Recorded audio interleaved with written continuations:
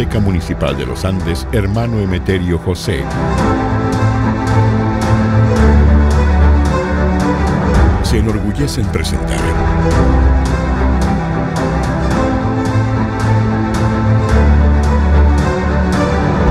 El camino de Gabriela. Ni puente ni barca me trajo hasta aquí, no me lo contaron por isla o país, yo no lo buscaba ni lo descubrí. Yo tengo una palabra en la garganta y no la suelto y no me libro de ella aunque me empuje su empellón de sangre. Si la soltase quema el pasto vivo, sangra al cordero, hace caer al pájaro.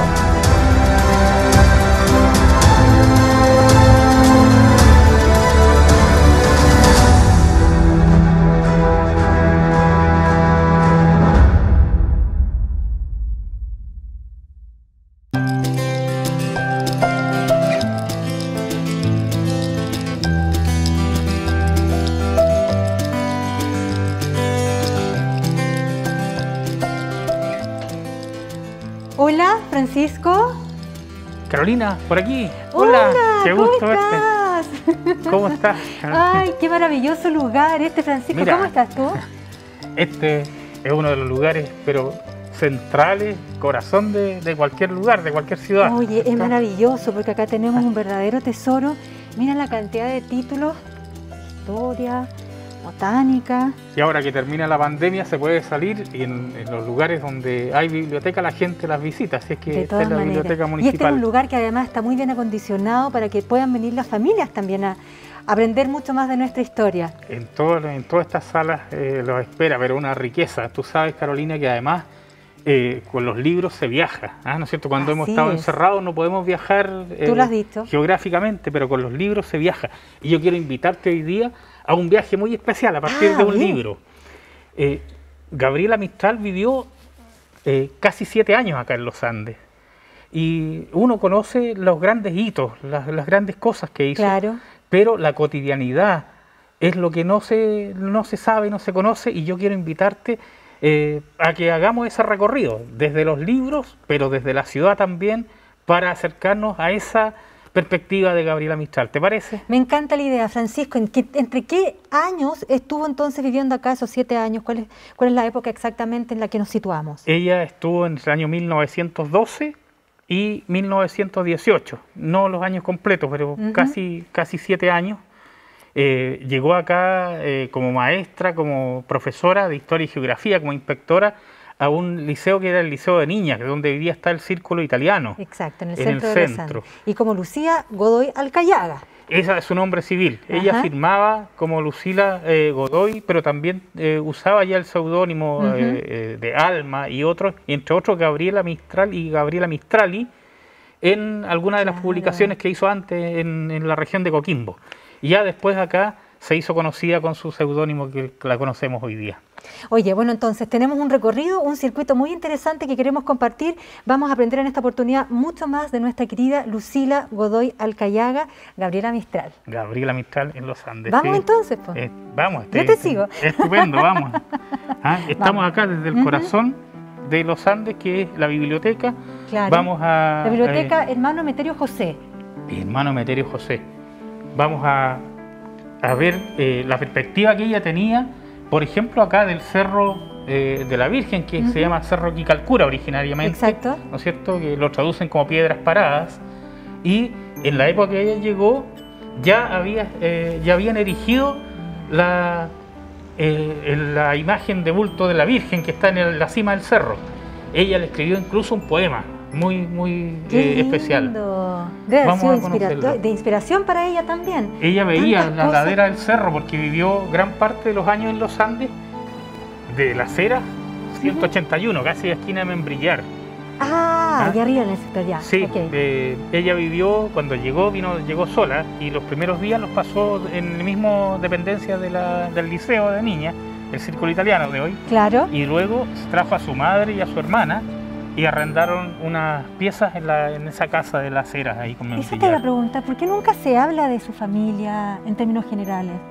Bueno, en general, como se busca los hitos de los personajes, entonces lo cotidiano pasa a un segundo plano, pero yo creo que es importante. Cada uno es hijo de su familia, de su época, Exacto. de su contexto. Entonces también eso es importante que lo conozcamos, porque Gabriela además era muy orgullosa de eso.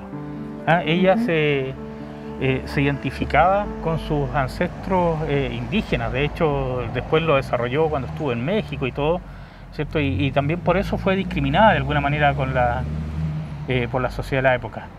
Carolina, pero mira qué buena sorpresa que nos encontramos. Hola, con Fabiola. ¿cómo estás? Hola, profesor Francisco. estás? Hola, Carolina, ¿cómo Fabiola, están? ¿Cómo estás, Fabi? Mira, Muy bien. Déjame empiezo por acá. Conversando con Carolina de... Este apasionante tema que a todos los aconcagüinos muchas veces no tenemos tantos antecedentes, no manejamos tanta información, pero acá hemos llegado a un verdadero tesoro para profundizar más en nuestra querida Gabriela Mistral. Sí, así es. De hecho, lo encontramos aquí en la Biblioteca Pública de los Andes, que está emplazada, ¿cierto? Claro. En el cerro Quicalcura, o de las Piedras Paradas también, como se le llama. Gabriela Mistral tiene una relación muy cercana con este cerro. Ustedes se imaginarán por qué. Sucede que aquí en la cumbre del cerro está la Virgen del Valle. Hay que decir como dato que según el historiador René León, esta Virgen fue subida con mucho esfuerzo, muy trabajosamente. Ya lo creo, Sí, claro. porque en ese tiempo te imaginarás que era muy complejo subir, y fue subida en carreta esta Virgen. Y fue bendecida e inaugurada, ¿cierto?, el 13 de abril de 1902. 1902. Exactamente. Anterior, ¿cierto?, a la llegada de Gabriela acá a los Andes. Por supuesto. Y Gabriela le dedica a la Virgen de la Colina unos versos. Claro, ¿ya? pues. Principalmente Claro porque que la sí. compara con un lirio por esta actitud que tiene la Virgen de brazos abiertos y acogedora, ¿cierto?, al valle. ¿Ya? Bueno, y recordemos que no había la tecnología que hay hoy, ¿verdad, Francisco? Los edificios, quizás la vegetación también era distinta, entonces resaltaba mucho más la figura, y eso tiene que haberle marcado también un espacio muy apasionante para poder inspirarse en todas las obras que Exactamente. Ella la logró veía en acá. las noches porque estaba iluminada con otro sistema de iluminación. Exacto. Ella vivía en Coquimbito, entonces desde esa ladera del cerro veía, si nos fijamos en la imagen de la Virgen, entonces tiene sus manos abiertas, comparada, dice Fabiola, con un lirio. Así que quizás podamos escuchar algunos de los versos de ese poema. me encantaría. Efectivamente, el profesor Luis Rojas Gelde ha escrito, ¿cierto?, sobre de toda la vida, ¿cierto?, de Gabriela Mistral acá en los Andes, y en su libro, ¿cierto?, Nuestro recordado y querido Luis Rojas. Sí, tiene algunos versos que me gustaría compartirle a ustedes. Estos Escuchemos. versos dicen así: a la Virgen de la Colina, a beber luz en la colina, te pusieron por lirio abierto y te cae una mano fina hacia el álamo de mi huerto. Y he venido a vivir mis días, aquí, bajo de tus pies blancos, a mi puerta desnuda y fría, echa sombra tu mismo manto. Qué lindo, tremendamente inspirador. Francisco, qué tesoro más grande Eso es, tenemos acá. eso Cada es. factor ha sido un factor de inspiración para nuestra querida Gabriela. Y eso es parte de la identidad de la ciudad que Sin vale la pena duda. conocer. Independientemente de la creencia de cada uno, este es un poema que es una oración. Claro. Ella lo hace para ensalzar no solo la imagen religiosa de la Virgen, sino que el sentido que tiene, además el simbolismo que tiene, protector hacia la ciudad. ¿Y por qué se conoce tan poco, quizás con la tremenda inspiración que representa también la Virgen para todos los aconcagüinos, no solo para los Andes, que podemos ver la Virgen todos los días y en las noches iluminadas en estos tiempos también? Pero ¿por qué se conoce tan poco este poema, siendo tan importante, vinculado a la historia, por ejemplo, de la Virgen del Cerro Quicalcura? Bueno, está dentro de la obra publicada de Gabriela, pero claro, uno en general se ha dado a conocer así como el aspecto maternal e infantil de los poemas, de las rondas mistralianas, los que son importantes, pero son solo una parte de la enorme obra que ella tenía, ¿no es cierto? Gabriela fue una intelectual, más allá de algunas palabras así como especiales que utilizaba para sus obras, con un fuerte sentido social. Esto de que la Virgen acoja está presente en mucha parte de su obra, del sentido hacia los desvalidos, hacia los pobres, hacia la sociedad en general. Así es que creo que ese es el sentido que tiene además acá. Y un tremendo legado. Oye, vamos a comenzar entonces, Fabi, Francisco, nuestro recorrido. Vamos a visitar algunos lugares que son hitos también dentro de toda la pertenencia que tiene nuestra querida Gabriela, y por supuesto también los circuitos geográficos en los que se han desarrollado hitos importantes y que nos recuerdan a todos los andinos principalmente el paso de nuestra querida Gabriela Mistral. Sí, aunque la ciudad haya cambiado, ¿no es cierto?, porque por el desarrollo urbano, económico, por la época que estamos viviendo, pero podemos hacer, así como con los libros, también un ejercicio de imaginación ayudado por la tecnología, y remontarnos a la época. Hace más de 100 años ella vivió aquí, como te decía, entre 1912 y 1918, con muchas diferencias, pero también con algunas similitudes de época. Estamos con mascarillas porque estamos en una situación de pandemia. Exactamente. Hace un siglo, en 1918-1920, hubo también una gripe, le llamaban la gripe española, la peste española, y que la gente andaba con mascarilla y con bufanda. Eso, Gabriela, fue justo la parte del tránsito que ella se fue después a Punta Arenas. Así que, pero lo vivió también. También, mira, eso nos acerca más a la época entonces. Una otra similitud. Vamos a conocer los vestigios históricos entonces. Comencemos este recorrido. Muchas gracias, vamos. Por supuesto.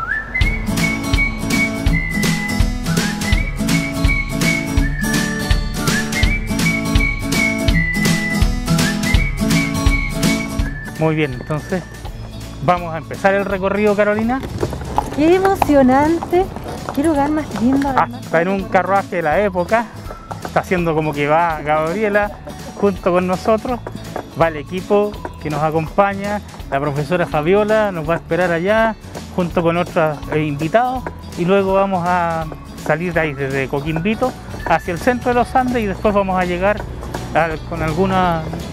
por un trayecto hasta Pocuro, que era donde iba Gabriela habitualmente.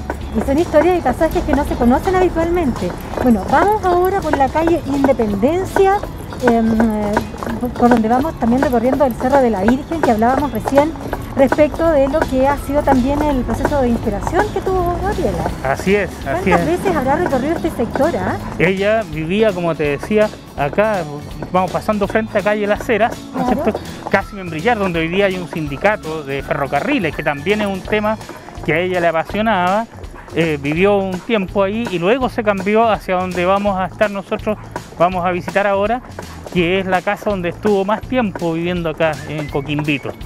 Así es que ella hacía el recorrido a pie. Recordemos que a principios del siglo XX en los Andes había muy pocos automóviles, había 2 o 3 pareciera, y los demás eran todos carruajes a caballo y la gente caminaba mucho.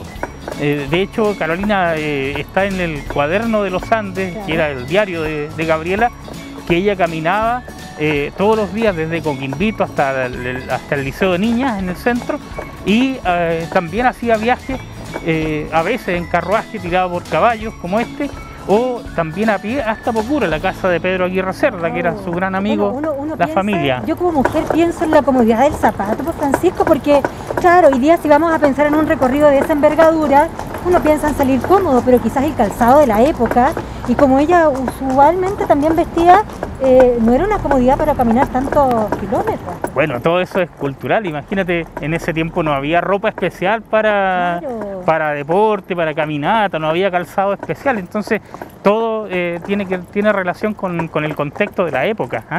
Gabriela ella hablaba de caminancia, decía, por caminar. Hago mi caminancia, por hacer mi recorrido. Le gustaba muchísimo caminar y tiene varias alusiones, así como al paisaje del pueblo de ese tiempo, ¿no es cierto?, de la ciudad, y especialmente todo el marco que tiene que ver con la montaña. Ella era una enamorada de la cordillera y fue uno de los mensajes de su legado de la obra de ella, que dice que nosotros como que habitualmente vivimos de espalda a la montaña, la tenemos como telón de fondo, cuando somos un pueblo de montaña, claro, ¿cierto? Tenemos que reconocernos como parte de la identidad en eso también. Oye, vamos subiendo ahora por la calle General del Canto. Con una perspectiva muy hermosa. Aquí se ve la ladera del norte del cerro Quicalcura, que era, y vamos a estar después, donde la perspectiva que ella misma tenía y de la que tuvo cuando se inspiró para escribir el poema a la Virgen de la Montaña. Mira qué cosa más linda. Bueno, son espacios en los que uno también dice de repente, tiene tanta historia y no nos detenemos a pensar. ¿Por qué, Francisco?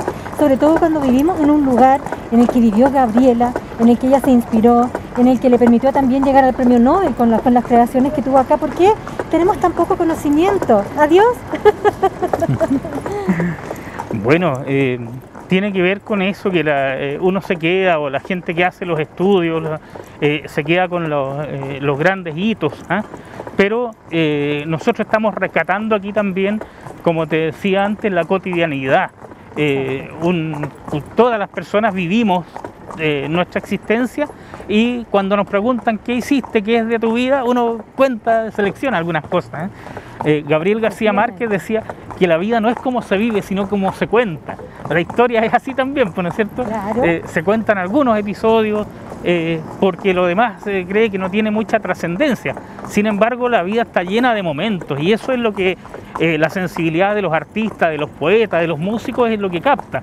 Algunos instantes, algunos momentos que los eternizan escribiéndolos, cantándolos, etc. Claro, qué gran talento ella para lograr de alguna manera transmitir todo lo que sentía a través de la poesía y de su prosa también. Francisco, ¿qué es lo que gatilla? ¿Por qué Gabriela llega acá? ¿Qué es lo que dice Los Andes? ¿Ah? Mira, eso tiene que ver con su vocación, su rol y su misión de maestra. A ella, desde muy niña, su mundo estaba vinculado a la enseñanza, a la educación. Al principio fue resistida por los colegas porque no tenía el título de profesora normalista, que era lo que daba en ese entonces la habilitación docente, pero ella lo consiguió a punta de esfuerzo. Recordemos que Gabriela vivía en una familia muy humilde, económicamente hablando, ¿no es cierto?, con su madre, con sus hermanas, su padre que las abandonó cuando ella era pequeña.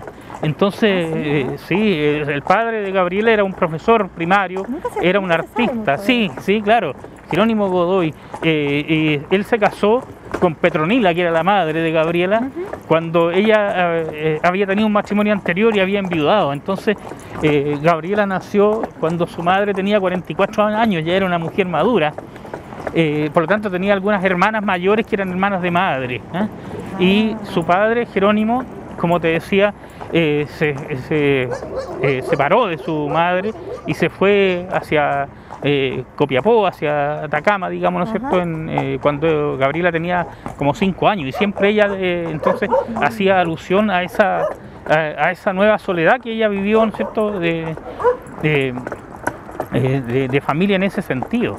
Ella, cuando llegó a los Andes, lo hizo porque había un cupo de profesora, y fue invitada por fue nombrada la directora del Liceo de Niñas, que había sido recién fundado en esa época acá en los Andes, y que fue amiga y profesora, Fidelia, ¿no es cierto?, quien la invitó. Y Gabriela llegó, me imagino que en el tren, ¿no es cierto?, de la época, claro, con muy pocas pertenencias, quizá un par de maletas, y a quedarse, y aquí se avecindó. Fue el lugar, y eso creo que es importante señalarlo, el lugar distinto a su tierra natal. Los Andes fue el lugar donde ella estuvo más tiempo viviendo, casi 7 años.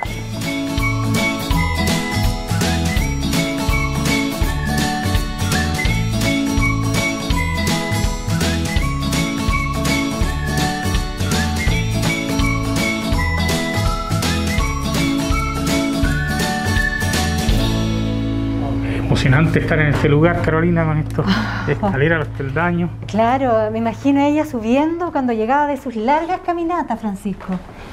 Bueno, así es la historia, que no es solo que está escrita en los libros, sino que uno la puede imaginar y contar. Y en ese sentido, ¿quién mejor que puede contar que un señor que está especializado, que conoce los detalles, que ha investigado, que es además tan respetado por los andinos, y que nos va a compartir parte del legado que él ha descubierto de Gabriela? Entonces, don René León, nuestro hijo ilustre de los Andes, historiador. ¿Cómo está, René? Muchas gracias por recibirnos. René, muchas gracias por acompañarnos. Yo vengo emocionada, tengo que decirlo, ¿eh? Sentí una emoción muy grande el pensar con todo lo que habíamos recabado de la historia de Gabriela Mistral y el llegar a subir esa escalera que entiendo es de la época también, sí. René, ¿no hay cambios ahí en la historia en términos de al menos llegar a subir al momento de su descanso una vez que ha terminado un largo recorrido? Sí, no, esa escala es totalmente original, así como toda esta parte del segundo piso. Esto ha tenido intervención en el sentido que han levantado algunos tabiques para poder hacer, digamos, más piezas para poder rentar, etcétera. Claro. Pero son tabiques que se pueden retirar muy fácilmente y darle después a la casa el aspecto que tenía originalmente. La habitación que Gabriela arrendó fue precisamente esta, aquí donde está el reloj, colgante. Okay. Hoy día, claro, está dividida por un tabique, pero es exactamente igual a la habitación siguiente. ¿Ya? Ahora, lo importante es que, claro, la casa en ese aspecto tenía no el mismo aspecto que tiene hoy día. El número de ventanas son las mismas, etc. Pero cuando intervinieron la casa, por ahí por los años 30, le dieron un aspecto art déco, que era lo que estaba en boga en ese tiempo. Pero la casa es una casa sin duda construida a fines de la década del 1890, y que hasta hoy día se mantiene bien por el tipo de construcción. El primer piso son muros de adobe, son muros anchos, muy buenos soportantes, y el segundo piso, digamos, son tabiques en adobe parado, con una malla de alambre que lo sostiene, y enlucidos pues con barro. De esa manera se obtenía un muro antisísmico. Si venía un sismo muy grande, un terremoto, probablemente cayera enlucido, pero no el muro. Entonces por eso esta casa se mantiene bien. Se mantiene muy bien y además mantiene el espíritu de ella. Pareciera que lo eligió no solo por una cuestión práctica de vivir, sino que también su visión poética de las cosas. ¿Qué nos podría decir? Es probable que ella la haya elegido sin duda por la vista que tenía la casa, aunque no estaba tan cerca, digamos, de su lugar de trabajo. El lugar de trabajo era el actual Círculo Italiano, donde funcionaba el Liceo de Niñas. Cuando ella llega a mediados de junio de 1912, llamada por su amiga, que era la directora del liceo, Fidelia Valdés Pereira, y el liceo parte trabajando a mediados de agosto. ¿Ya? Entonces ahí Gabriela, cuando llega, se instala a vivir ahí mismo en el Círculo Italiano, en el mismo liceo. Y al cabo de un tiempo después arrienda esta casa. ¿Ya? Entonces estimamos, porque no está claro, estimamos que se vino a principios del 13 para acá. Entonces aquí se instala y es entre estos dos lugares donde hace toda la gran producción poética. Todo lo que está contenido en el libro Desolación es precisamente hecho acá, tal vez en un 95-98%. Y eso hay constancia. Hay constancia en la prensa de la época de los Andes, hay constancia en la prensa, por ejemplo, cuando se le entregan el premio de los Juegos Florales en diciembre de 1914. Hay entrevistas que se le hacen aquí, que la hacen conocida a nivel del mundo. Viene un periodista argentino-chileno que la entrevista acá precisamente. Él dibuja incluso la vista que tenía desde el patio hacia estos ventanales. ¿Ya? Y eso aparece en la revista Atlántida, en Buenos Aires. Es la época también cuando ella tenía correspondencia con Rubén Darío, que estaba en París, dirigía también una revista allá. Entonces, ella, antes de recibir los Juegos Florales, el premio de los Juegos Florales, empieza a ser conocida en el mundo. Y por eso el peso de la Gabriela es tan grande.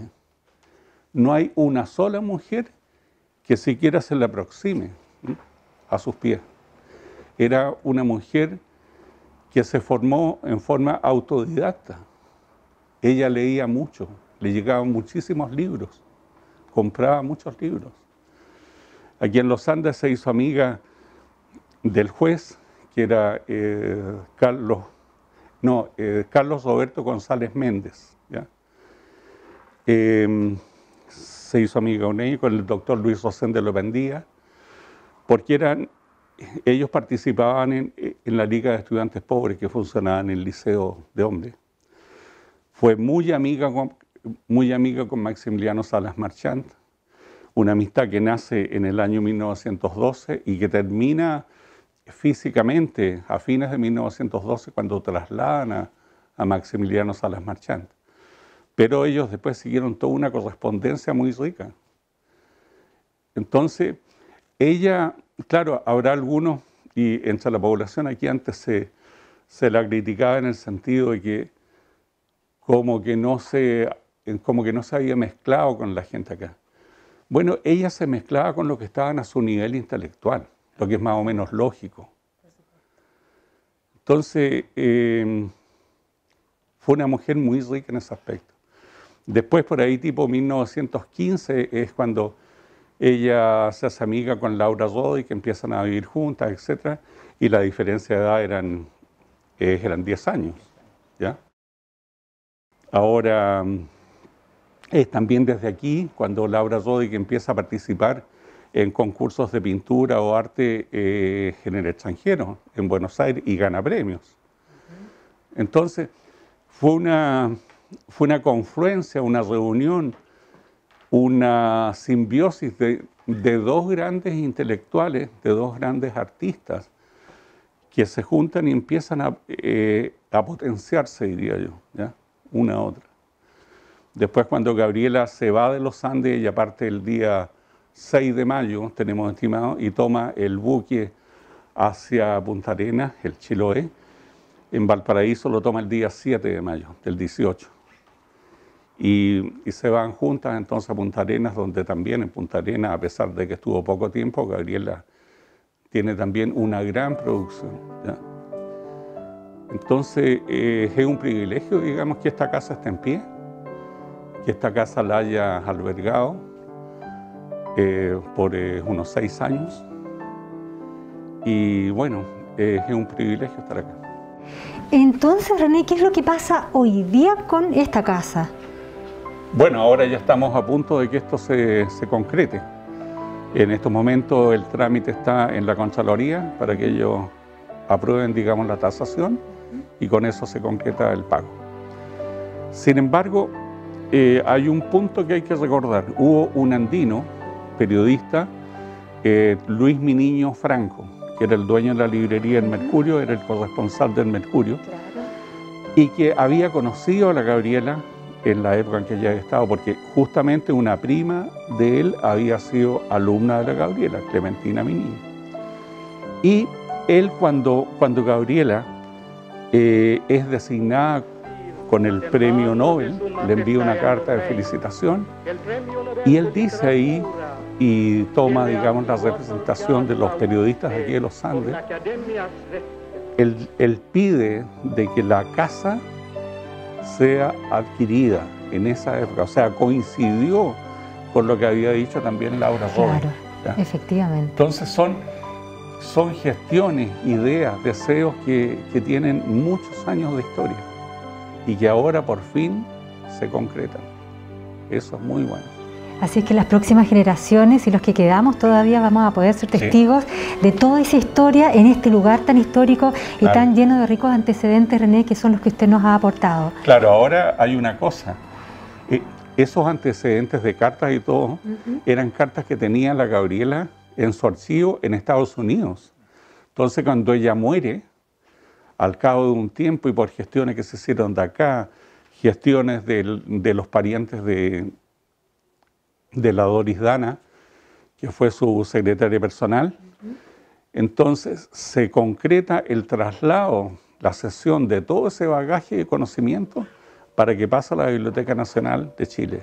Y ahí estaban las cartas estas que que encontramos y que específicamente el que las encontró, digamos, fue este viejo Marcelo.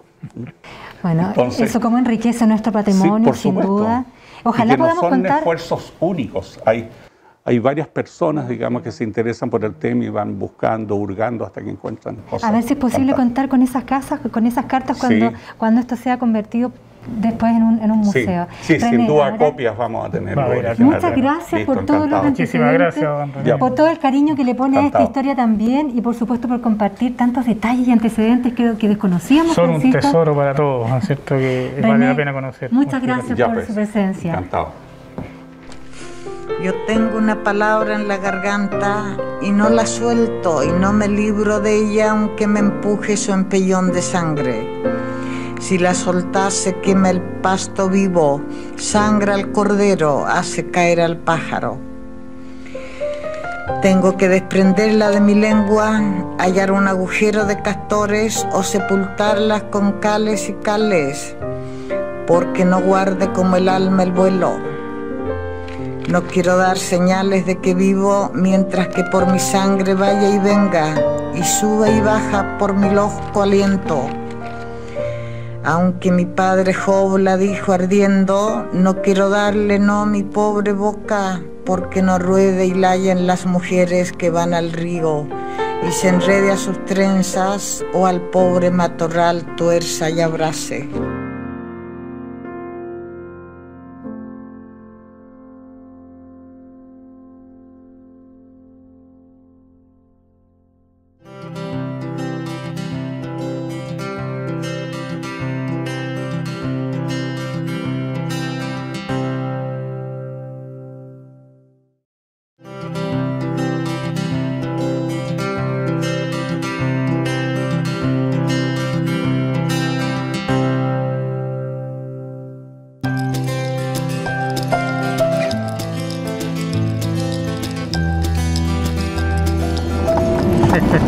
Bueno, evidentemente fue un viaje al pasado en el sector de Coquimbito, Francisco.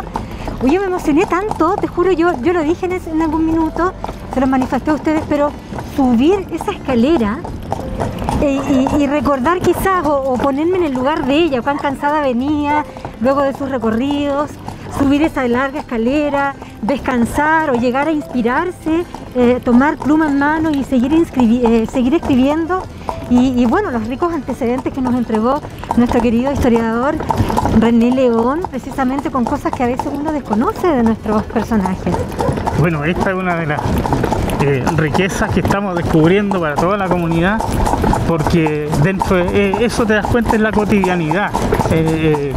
Ella llegaba hasta la casa y este recorrido que estamos haciendo ahora era el que ella hacía diariamente a pie desde esta casa Coquimbito hasta el Liceo de Niñas, que es donde hoy día está el Círculo Italiano, en la calle Esmeralda. Entonces ella hacía este recorrido todos los días hacia el liceo y luego de la jornada de clase a la casa. Entonces le permitía ver todos estos detalles, le permitía empaparse con su sensibilidad, que era la que fue transmitida a través de sus escritos. Oye, bueno, y aquí nuestra niña que nos va acompañando, nos ha trasladado en el carruaje también. Nos hemos saludado a nuestro amigo Juvenal, que ha sido tan amable en acompañarnos en este recorrido. Francisco, ¿qué es lo que crees tú que pudo haber inspirado a Gabriela en este lugar de Coquimbito? Claro, hemos visto muchos factores como la naturaleza, la altura, también la gente quizás fue factor de inspiración de Gabriela Mistral, pero a tu juicio, con todo lo que tú has leído y has aprendido de ella. Bueno, yo creo que en sus escritos Gabriela muestra la percepción que ella tenía de los paisajes. A ella la montaña, la cordillera, fue un tema recurrente, tanto que después en otros lugares donde vivió decía que la cordillera y la vivencia de los años, de casi 7 años acá en los Andes, la había marcado como parte de su identidad. Ella identificaba los cerros, el cordón de cerros de acá de la montaña, con los de su valle de natal, ¿no es cierto?, del interior de Elqui. Claro. Y además la tranquilidad. Aquí Coquimbito a ella le significaba, ella se escribía más que dentro de la casa, cuando las condiciones climáticas lo permitían, en el patio, bajo un duraznero o al lado de una parra. Ella decía que no le gustaba escribir en un escritorio, sino que tenía siempre una tablita que andaba trayendo y la ponía sobre sus rodillas y ahí escribía porque él le acomodaba. Así claro, iba buscando los espacios de inspiración. Mira, esta avenida, la avenida Argentina, ¿cuántas veces tiene que haber hecho sus pausas acá de descanso, a sombrear en algún instante también tras sus recorridos? Bueno, sí, seguramente ella era una gran caminante, le gustaba ver los detalles, y esos detalles se adquieren yendo pausadamente. Entonces caminando es donde uno puede, tiene una carta en que le dice a un joven que se enamore de una mujer que pueda contemplar, estar con ella, no como en un viaje en tren que el paisaje se ve rápido, le dice, justamente porque no tanto las aprecia, vidas como claro, las personas tienen que apreciarse en el detalle, digamos, ¿no es cierto? En la tranquilidad, en la calma. Eso nos muestra Gabriela también. Y acá los Andes le permitió esa posibilidad de vivir como a 1 kilómetro del centro aproximado, que es donde queda Coquimbito, y venir todos los días a su labor docente. Yo recuerdo cuando era más niña, Francisco, que muchos recordábamos o más bien evocábamos principalmente a Gabriela Mistral, claro, y hablábamos principalmente, y lo mencionaba René León, por ejemplo, el acercamiento con los niños y las obras relacionadas con los niños. Pero al parecer lo que ella logró gestar acá no tiene necesariamente relación con los niños, tiene más bien relación con su propio yo, con cómo a ella le afecta la vida y cómo ella quiere mostrarse también con una especie de empoderamiento de mujer también fuerte, sensible, tremendamente sensible, pero también con un carácter tremendamente fuerte, y tratar un poco de imponer sus ideas, que para la época debe haber sido muy difícil. Bueno, si hoy día que se habla de equidad, de igualdad de género, es aún difícil, imagínate hace más de 100 años, claro, eso era francamente revolucionario, y efectivamente se nos ha dado a conocer una perspectiva de Gabriela que es verdadera, pero no es la única, ¿no es cierto?, de su preocupación por la infancia. De hecho, se presenta siempre el poema Piececitos de Niño como una alabanza. Exacto, y en realidad es una denuncia, si tú te das cuenta. Le dice, ¿cómo os ven y no os cubren? Claro. Dios mío, se asombra, ¿no es cierto? Entonces, ese pensamiento social de Gabriela, y también un pensamiento de valoración de la mujer y el rol de la mujer, lo tenía ella, y también lo desarrolló su amiga, su secretaria, con quien ella tuvo una relación afectiva muy fuerte, Laura Roddick, también artista andina, escultora. Y a propósito de escultura, Carolina, quiero decirte que estamos cerca aquí donde hay un busto de Gabriela Mistral, acá en el bandejón central de esta avenida Argentina, que fue realizado por Agustín Paniagua, un andino que quiso darle así su testimonio de homenaje a Gabriela, y que está frente al hospital antiguo, acá frente a donde hoy día está la Escuela San José.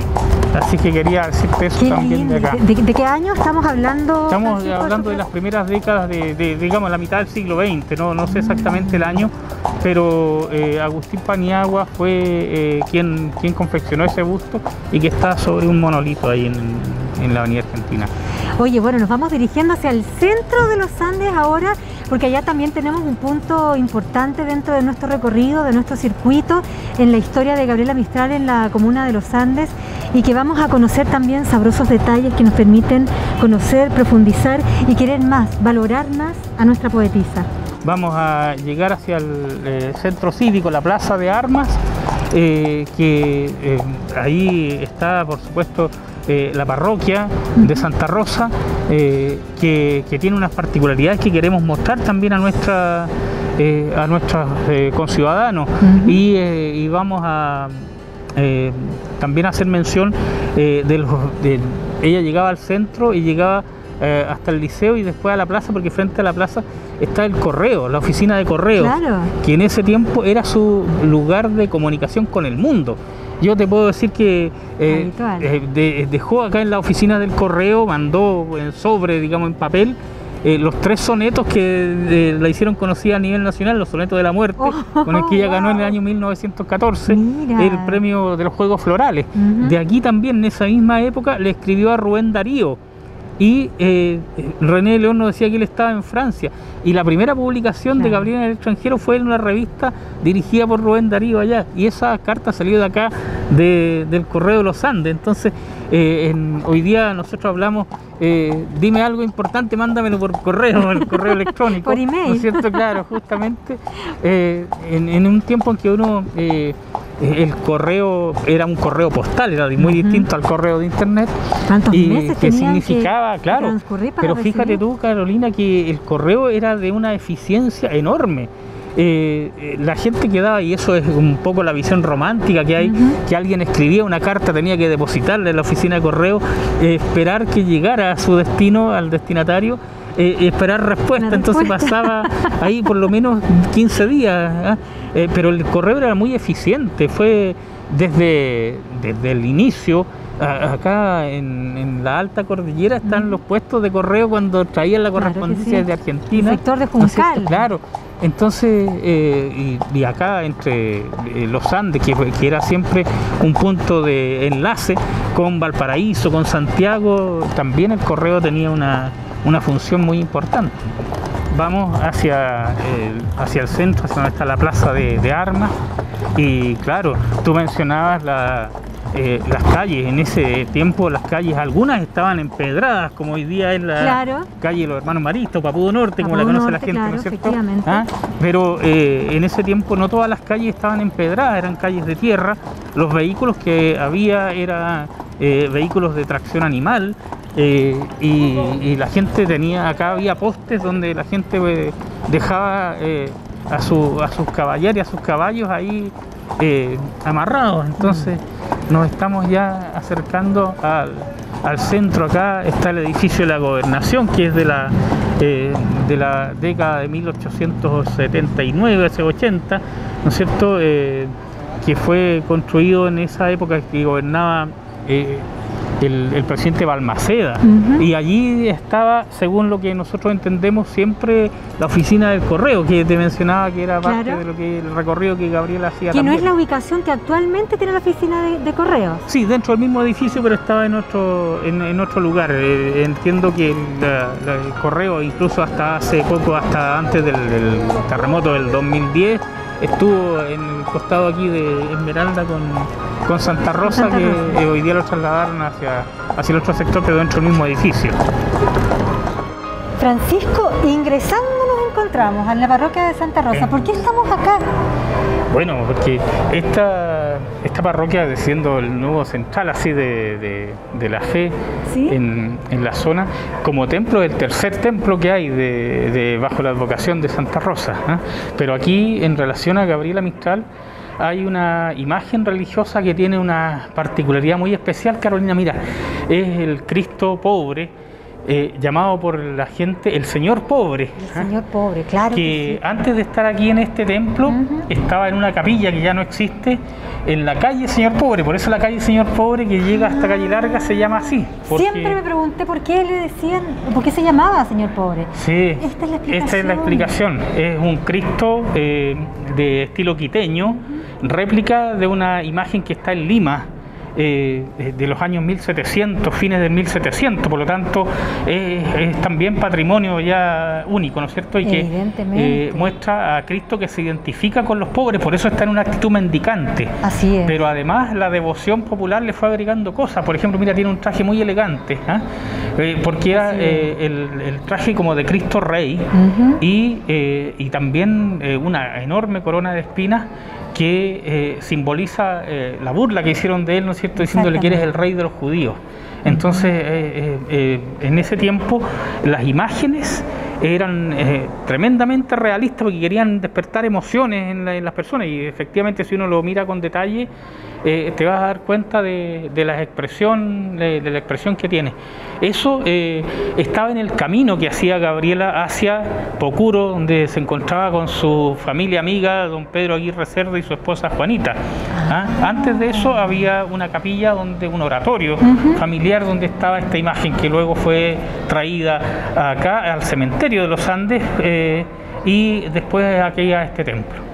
Bueno, entonces eso lo convierte, por cierto, además sabemos que es patrimonio religioso este Cristo pobre, pero la verdad es que más allá de vincularlo quizás con el nombre de la calle incluso, nunca lo habíamos vinculado, por ejemplo, con Gabriela Mistral. Quizás cuántas instancias tuvo para acercarse, para observarlo, en sus momentos también de meditación y también de reflexión. Bueno, ese es un enorme tema dentro de la vida de Gabriela, la espiritualidad, porque ella... de raigambre cristiana católica, digamos, después fue elaborando su propia espiritualidad con fuentes de carácter budista, con la teosofía. Claro. Entonces no era una católica así como de práctica habitual, pero sí de una enorme inquietud espiritual. Entonces ella visitaba a su paso este oratorio donde estaba esta imagen, ¿no es cierto?, que tiene ese otro sentido agregado. Por eso maravilla, me voy cada día más llena de antecedentes y hay que recopilarlos todos para poder continuar con esta historia. Pero hay algo más que tenemos que conocer aquí en la parroquia de Santa Rosa. Bueno, el templo es un templo que tiene unas reliquias artísticas, ¿no es cierto?, como el Cristo del altar mayor y una escultura también de San Sebastián que fue esculpida por Juan Witterich, que era un hermano jesuita bávaro en los tiempos que la Compañía de Jesús estuvo, y hay también algunas historias así como de leyenda que esa escultura había sido abandonada en la cordillera por razones de la huida y que fue rescatada y fue traída, por eso dicen que está en los Andes. Algo no documentado, digamos, claro. ¿No es cierto? Pero también tendría que decir que para los años del Bicentenario de la República, las dos esculturas, la del San Sebastián y la del Señor Pobre, fueron llevadas a Santiago, donde fueron restauradas. Estuvieron exhibidas en el Centro Cultural de la Moneda y después hubo que hacer ingentes trámites para devolverla a este lugar. Claro que sí, grandes gestiones que han llevado adelante. Y mira qué bien poder nosotros actualmente, en la actualidad, en estos tiempos modernos, poder disfrutar también de esta parte del patrimonio y que estén tan bien conservados en un lugar que por lo demás es tan visitado por los feligreses, sobre todo ahora que ya la ciudad se está comenzando a abrir tras dar paso, ¿verdad?, a las cuarentenas producto de la pandemia, y que muchas personas que son religiosas, que como tú lo decías también, llenos de su espiritualidad, puedan venir a tomar contacto también a través de este espacio en silencio y con estas figuras, con estas imágenes que no tenemos idea, muchos andinos que tienen tanta historia y hay tanto pasaje histórico que se relaciona entre sí. Cierto, y pertenece a todas las personas, y eso es en realidad el patrimonio. Cuando uno se apropia, se siente identificado con el entorno, no son objetos, no son cosas, nos dicen, nos están entregando mensajes, y la ciudad es un enorme libro para leer también. Y nos queda mucho más por leer. Vamos a seguir avanzando con la historia de nuestra querida con Gabriela y los Andes. Así es. Mirando la alameda de otoño lacerada, la alameda profunda de vejez amarilla, como cuando camino por la hierba segada, busco el rostro de Dios y palpo su mejilla. Y pienso que tal vez aquel tremendo y fuerte Señor, al que cantara de locura embriagada, no existe, y que mi Padre, que las mañanas vierte, tiene la mano laxa, la mejilla cansada. Ya hemos salido entonces de la parroquia Santa Rosa, Francisco, y evidentemente ha sido un espacio también de espiritualidad, conocer un poco en profundidad respecto de cuáles eran las convicciones sociales y también religiosas de Gabriela Mistral. Sí, pues son dimensiones que tienen que ver con la humanidad, tienen que ver también con su producción literaria. Entonces, la prosa, el poema están teñidos de una visión de mundo. Eso es lo que se muestra siempre en la obra de algún artista. Ahora, Carolina, nos vamos a dirigir a la parte sur de los Andes, el camino que ella hacía de Gabriela habitualmente. Como hemos conversado, venía todos los días desde Coquimbito hasta el Liceo de Niñas, que queda en Esmeralda, y en varias ocasiones hizo recorridos hasta Pocuro, porque allá estaba la casa de donde vivía Pedro Aguirre Cerda. Él y su esposa, que fueron grandes amigos de Gabriela, la apoyaron Pedro Aguirre Cerda fue profesor, por lo tanto compartían una visión de educación. Claro. También hablaban de otro intelectual que vivió frente a la casa de Pedro Aguirre Cerda, que es Domingo Faustino Sarmiento, fue el presidente argentino, que estuvo exiliado 2 veces y en su primer exilio estuvo viviendo acá en Pocuro, en una casa que vamos a ver que es modesta y donde también hacía clase a los niños. Francisco, bueno, uno la verdad es que cuando se sitúa en la época y piensa que todo el recorrido que estamos realizando, vemos como la modernidad también nos demuestra los vehículos, todo este recorrido lo hacía a pie Gabriela Mistral y pasaba también por las afueras del Liceo Max Alas Marchand, tal como nosotros ahora. Bueno, este liceo fue fundado en 1904 justamente porque hoy día lleva el nombre, Maximiliano Salas Marchand. Claro. En ese entonces se llamaba el Liceo de Hombres de la ciudad y su rector era un intelectual, un profesor que había sido formado en Estados Unidos, en Alemania, y que después de acá de los Andes fue profesor en el Instituto Pedagógico de la Universidad de Chile, en Santiago. Por lo tanto, acá Gabriela y él se identificaron mucho, de hecho trabajaron juntos en una obra que es poco conocida por la misma reserva con que actúa, que es la Liga Protectora de Estudiantes. En la época se llamaba Liga Protectora de Estudiantes Pobres, que es una institución filantrópica que apoyaba a que los niños de escasos recursos pudieran estudiar.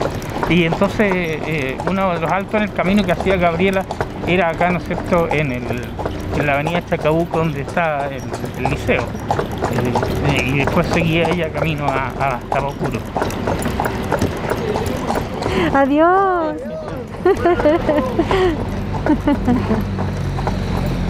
Bueno, nos estamos acercando a la esquina, esta esquina que hay una placita ahora acá.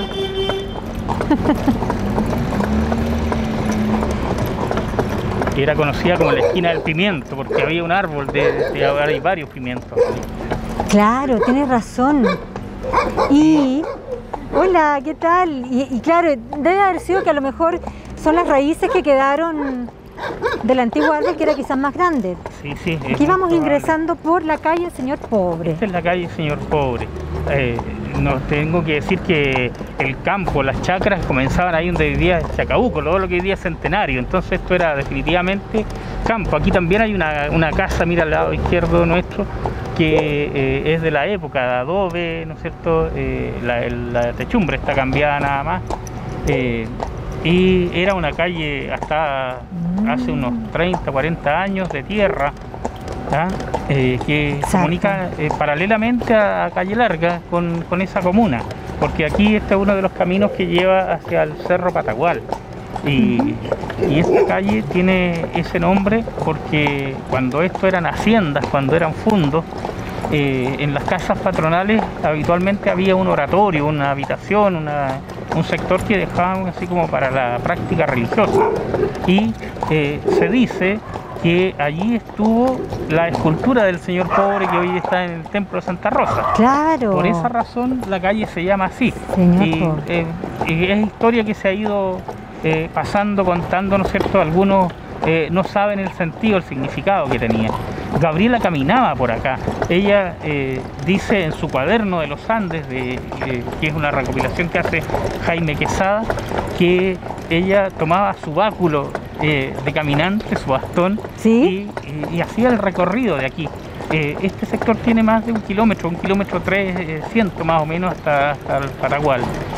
Y a veces venía en carruaje de caballo, se detenía aquí en casa de los Arancibia, de los que hoy día no la mostré porque no está igual la casa. Aquí podemos ver lo que queda de la época de casas de adobe acostados, claro. Tremendos muros con unos soportes enormes también de barro.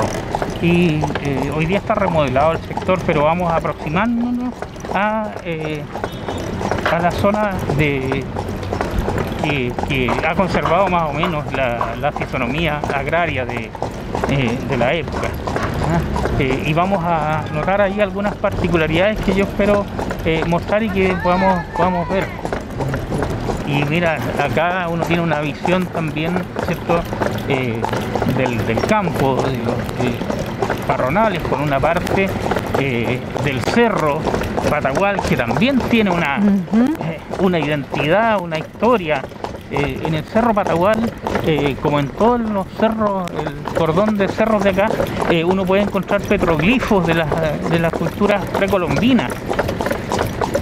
Y que están al lado nuestro y muchas veces no lo conocemos.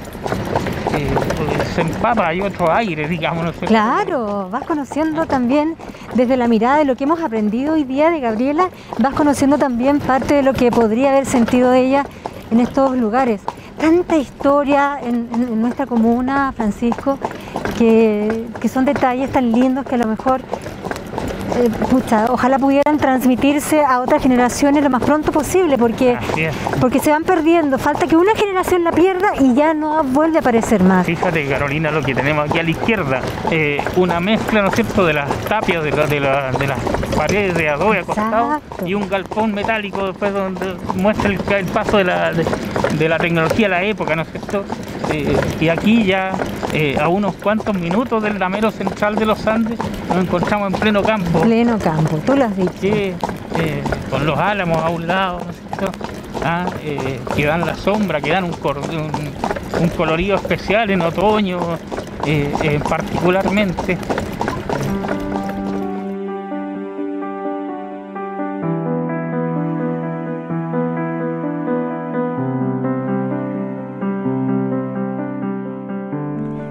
Bendita sea mi lengua y mi pecho y mi respiro, y benditas mis potencias para bendecir al Hijo.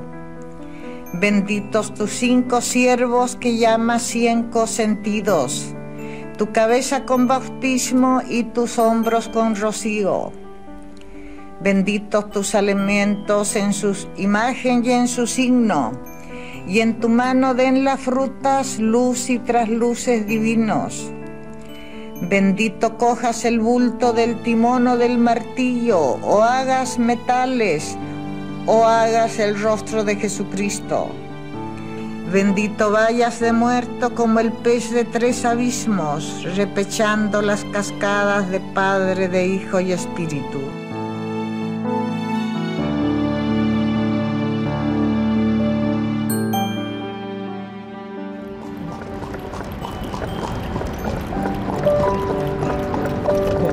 Estamos ya en Pocuro, ¿cierto? Nos recibe la casa de Pedro Aguirre Cerda. En esta casa la familia de él vivía, él creció acá, ¿cierto? Y luego fue convertida después, a los años después, en una escuela granja, una escuela agrícola. ¿Cierto? Hoy día está el centro cultural. Quizás no por acá tenía el acceso antiguamente, entraba por la entrada principal. Sí, claro, el paisaje ha cambiado un poco en eso, pero sí, el lugar es la casa, ¿no es cierto?, que ha sido remodelada, que ha sido ampliada, de la casa natal de Pedro Aguirre Cerda, que hoy está convertida en un centro cultural. Hola, aquí nos reciben. Entonces, Francisco, hemos venido recorriendo desde los Andes, el sector de Coquimbito, donde pudimos ver y conocer también esos ricos antecedentes que nos entregó René León, precisamente en el lugar donde vivió Gabriela. Yo me quedé realmente emocionada en ese sector, de verdad tiene un encanto y una espiritualidad muy grande. Hagamos un resumen, estuvimos también en la parroquia Santa Rosa de los Andes, ahí conocimos los antecedentes que evidentemente la atraen a ella al área más espiritual también. Sí, con el Señor Pobre, con el Señor Pobre. Es la imagen religiosa que da origen a la calle que hemos recorrido, ¿no es cierto?, y que separa o que une, ¿no es cierto?, los caminos unen y separan la ciudad del campo. Y no sé si te da la impresión a ti, Carolina, que cuando uno entra a un lugar especial es como que está ingresando a la historia. Wow, aquí estamos ingresando también a una historia. Eso es lo que me pasa en este lugar, como la casa y como este lugar donde estamos ahora. Bien, Francisco, llegamos entonces a este destino final, después de todo el recorrido que hacía Gabriela Mistral, el tremendo esfuerzo para llegar a este hermoso lugar. ¿Dónde estamos? Estamos en la casa natal de Pedro Aguirre Cerda. Aquí Gabriela llegaba después de caminar desde los Andes y la recibía doña Juanita y Pedro Aguirre Cerda, que fueron sus grandes amigos. Ellos pasaban largas tertulias conversando no solo de poesía, sino que principalmente de los problemas sociales, lo que pasaba, que influyó incluso en los trabajos, la tesis de Derecho de Pedro Aguirre Cerda. Un tema muy interesante, porque todo eso lo tomaba Gabriela de lo que veía, y lo mismo que Pedro Aguirre Cerda, quien vivía acá. De esos temas tan interesantes nos va a conversar nuestra amiga profesora Fabiola Bugueño, que nos está esperando acá para... Hola nuevamente, ¿cómo están? Muy bien. Oye, ha sido una historia realmente espectacular. Hemos aprendido junto a nuestro amigo René León, Francisco también tiene una cantidad de antecedentes importantes que nos ha ido aportando. Y bueno, ya en este lugar, Insertos, tú tienes también que contarnos muchas cosas interesantes que aquí sucedían en la época. Exactamente. Bueno, estamos como muy bien, ¿cierto? Han dicho ustedes, en la casa natal de Pedro Aguirre Cerda, y Gabriela tenía una relación muy, muy estrecha con él. Tanto así que Pedro Aguirre Cerda le dedica en su libro El problema agrario de 1929 este libro a Gabriela, ¿ya? Y bueno, de ese libro, ¿cierto?, salen muchísimos temas, entre ellos, ¿cierto?, poder crear la granja escuela que está aquí. De hecho, si nosotros vamos al museo, al interior, ¿cierto?, tenemos algunos pupitres y cosas de la época, ¿ya? Mira, maravilloso. Gabriela Mistral, por su parte, también le dedica un libro, pero no solamente a Pedro Aguirre Cerda, sino que también a su esposa, ¿cierto?, Juanita Aguirre Luco. Le dedica Desolaciones, ese libro es del año 1922. Ah, va dedicada a ella. Ha dedicado a ellos como amigos, ¿cierto? Y le dedica unas palabras que son muy sentidas, que les dice a ellos, a quienes le dedico estas palabras, porque me han dado mucha paz.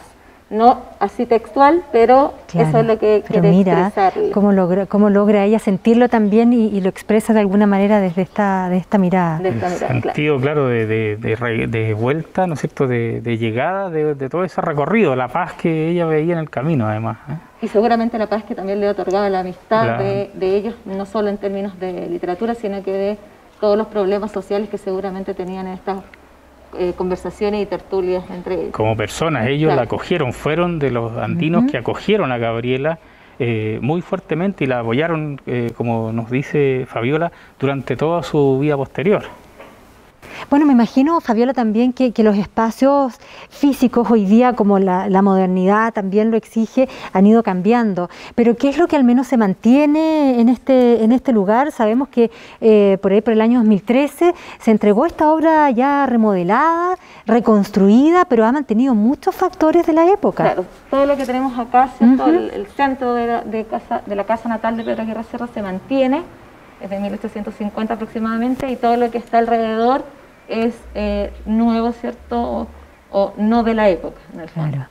Bueno, tú mencionabas el pupitre, mencionabas también muchas piezas más que evidentemente estamos compartiendo también. Claro, esas cosas están adentro, dentro del museo.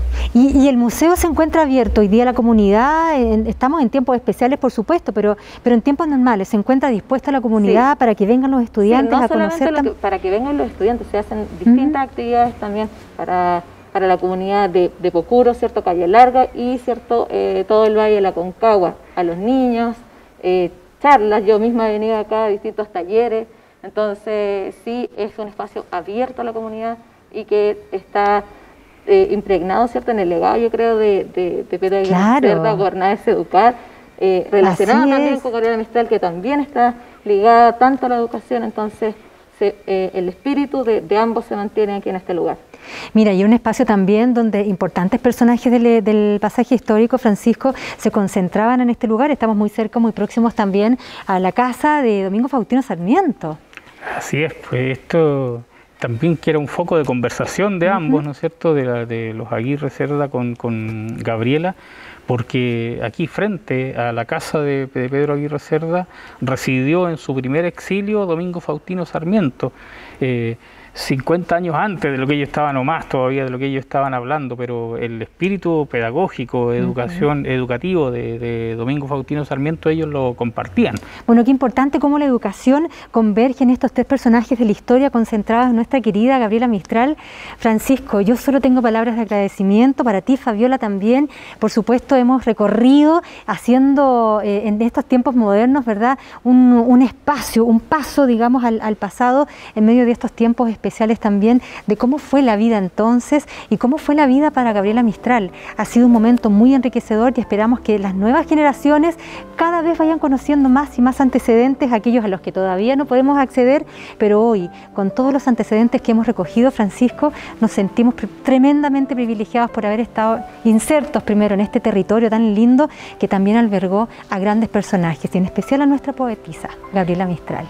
Bueno, es evidente que yo creo que esto es una instancia de aprendizaje, de conocimiento para todos. Hoy día la tecnología nos permite, no solo por efecto de la pandemia, aprender desde las casas, sino que también reconocernos en nuestras características, en nuestra idiosincrasia, en nuestra identidad.